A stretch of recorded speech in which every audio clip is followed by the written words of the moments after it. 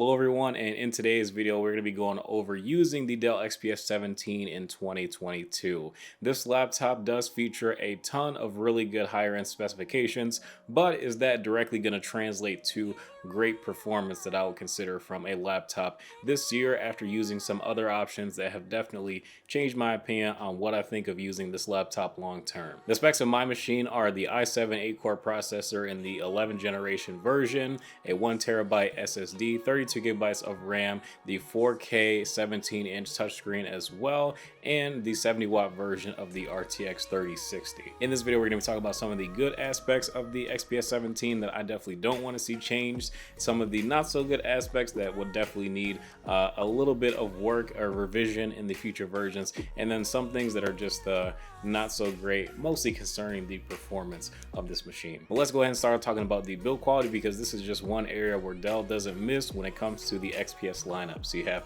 an aluminum finish on the exterior, carbon fiber deck on the inside, a massive trackpad, the best keyboard in the game in my opinion on any laptop, and also a set of really good speakers as well that I definitely enjoy using for media consumption. As far as the ports go, you have 4 Thunderbolt 4 ports, and you have a fast charging USB-C cable inside of the box that will feed your laptop a ton of power to keep you juiced up, and it also does charge it pretty quickly as well, so that's very nice. And you also have a headphone jack as well as a full-size SD card slot. Definitely love to see it. The display is a 17-inch 4K plus display in the 16:10 aspect ratio, so you do get a little bit more pixels vertically, and it is running at 60 Hz. I do wish that the panel was running at 120 Hz, because honestly speaking, the input lag is not necessarily that great at 60 Hz, where you want to be gaming on this thing all the time as your primary machine. It just doesn't really work out that well. So for the next version of the XPS 17, I definitely want to see a 120 Hz screen option available.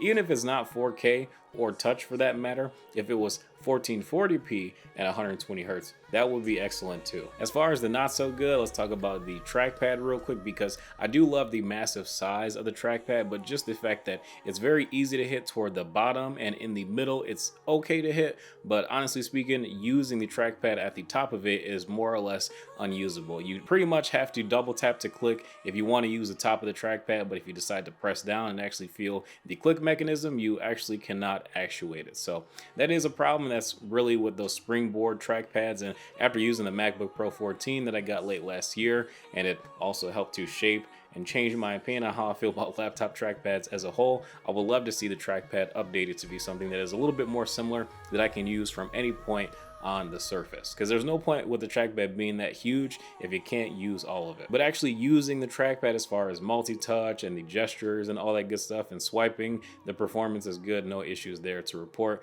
Windows Precision drivers work pretty well, and I did not upgrade this laptop to Windows 11 because I'm just not the biggest fan of Windows 11. Like, it's okay, but I don't love it. Windows 10 is definitely a lot better and easier to use on a laptop. Now, this is the area of the video where my opinion definitely have shifted the longer that I have used other laptops and other computers in the past few months. So since I got this laptop, I've been using the MacBook Pro 14-inch with the M1 Max processor. The AMD Ryzen system in my full-size desktop is a 5900X, as well as Intel's new 12th gen i7 12700K. And I noticed a few things. So gaming performance, as far as the XPS 17 is concerned, is very hit and miss. So if I'm playing Fortnite, I can play Fortnite for 45 minutes without experiencing any thermal throttling after modifying the settings very heavily to get good frame rates, like over 100 FPS, which doesn't really matter because you can't see it. But I did notice that playing on those lower settings definitely did decrease the input lag that I was experiencing. So I could play Fortnite for a while if I wanted to without experiencing a ton of thermal throttling, but when I changed the game to Warzone or Vanguard or Valorant, for whatever reason, those games just do not work well on this laptop, at least on the latest NVIDIA drivers that I've been trying over the past few months. So more or less my gaming performance has literally been limited to just Fortnite or any other lower end games, like if you play CSGO and things like that. But it's weird that CSGO works and Valorant doesn't. That's the strange part. But more or less, if you try to play AAA games on the XPS 17, even though it does have a pretty powerful 3060, it just does not work that well. Now moving over to more productivity things, as far as photo editing, the i7 processor is decent when you're just doing some basic edits on anything that is lower than like a 20 megapixel picture when it comes to working with raw images. If you're editing JPEGs, you definitely can do so very easily regardless of the resolution of the picture. The maximum that I was testing out was 33 megapixels from the Sony a7 IV, and editing JPEGs from that thing is definitely very doable even when it comes to doing some more complex edits. But when it comes to editing raw files, that's when the story starts to change a little bit and you start to notice a lot more lag. And sometimes when it comes to exporting those photos, it just takes a lot longer to export for whatever reason, and that's not really something that you would expect from a really expensive laptop like this one that can range anywhere from $1,800 to $2,500 or $2,600 or even more depending on the specs that you decide. The i7-11800H does okay when it comes to multi-core performance and long-term sustained loads that are not really using the GPU, because I noticed that when I'm using the GPU for long term, it definitely starts to overheat the laptop and thermal throttle. But if it's just using the CPU alone, it can definitely handle those larger sustained workloads for longer periods of time, as long as they're using the built-in media encoders and not heavily taxing the GPU for that thermal headroom. But when it comes to doing tasks that involve a lot more shorter bursts of single core performance, that's where the i7 11th gen really starts to suffer, especially in comparison to desktop AMD Ryzen that I've been using, the Apple M1 Pro and Max Silicon, as well as the newer Intel 12th generation of processors. In my opinion, the webcam is nothing really to write home about. It's not that great.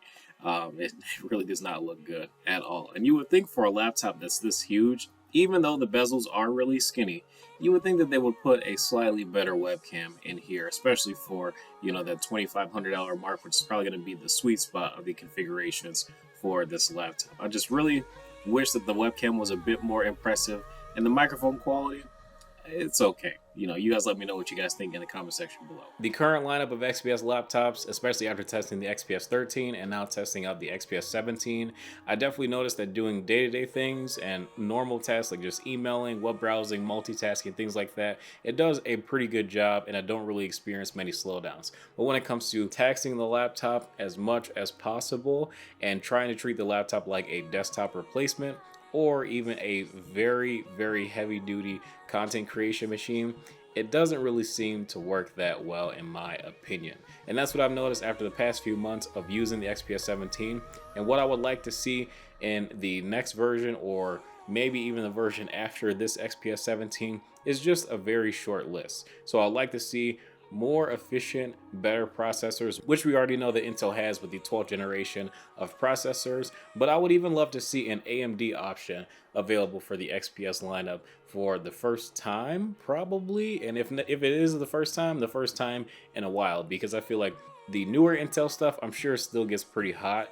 And AMD, even though it may not be as fast, if it can sustain a better thermal envelope for a lot longer, I'm sure that the performance could be similar, better, and also quieter as far as the fans ramping up and whatnot are concerned. Next thing I want to see is a 120 Hz display, regardless if it's 1440p or 4K. 1080p at 17 inches I kind of don't want to see, but I would definitely prefer to have a higher resolution 120 Hz display, especially to compete with the MacBook Pros. And speaking of the MacBook Pros, I'd also like to see that vibrating trackpad somehow, some way make it over to a newer and more modern looking Windows laptop. That being the XPS, because in my opinion, these are the absolute best looking Windows laptops to date. But that's all I have for you guys. If you guys enjoyed this video, feel free to drop a like and subscribe to the channel if you guys are new as well. If you are interested in picking up an XPS 17, I highly recommend just going with 16 gigabytes of RAM as opposed to 32, and also going with the smallest size of SSD that you can